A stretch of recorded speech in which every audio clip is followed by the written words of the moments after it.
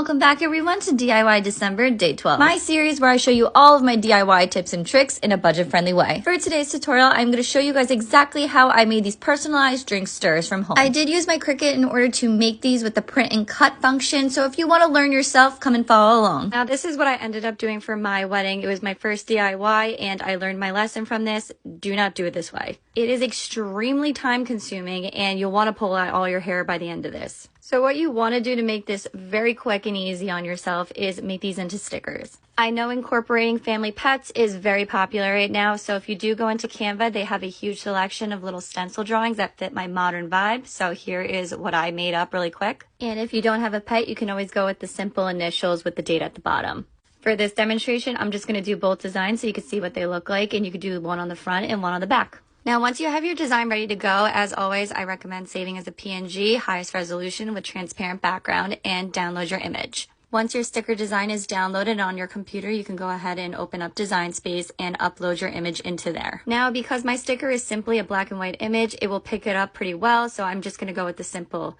If you have a colored image though, I would definitely use the complex tab. And then on the next step, make sure you're selecting print and cut. And I use the same exact settings for my initial sticker. If you like the drink stirrers I actually got them off Amazon and I did link them on my storefront, so make sure you go check them out. But to determine the measurement, I measured them out for us, so it is a little over 1 inch, but I am going to make the circle a 1 inch diameter just so I have a little bit of black border around the edges and it's not falling off my drink stirrer tab. If everything looks good, you can go ahead and click Make It. So now once you're here, you can go ahead and up your copies. If you're using the same exact size as me, you'll be able to fit 24 stickers on one sheet of paper. And when I say paper, I mean sticker paper. And then go ahead and continue on and send to your printer. These are what I use. I didn't mean to select the bleed part, but do turn on your dialog so you can actually mess with your printer settings. And as always, whenever I do a print and cut with my Cricut, I always do a test sheet just to make sure the print looks good before using sticker paper. If you're not sure what sticker paper to get, make sure you check out my Amazon storefront. This is a very standard printer and it's had no issues with this paper.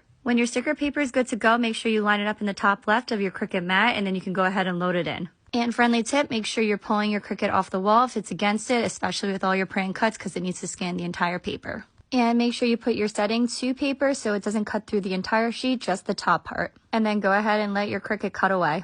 And when that's done, you should have your stickers all perfectly centered as you place them.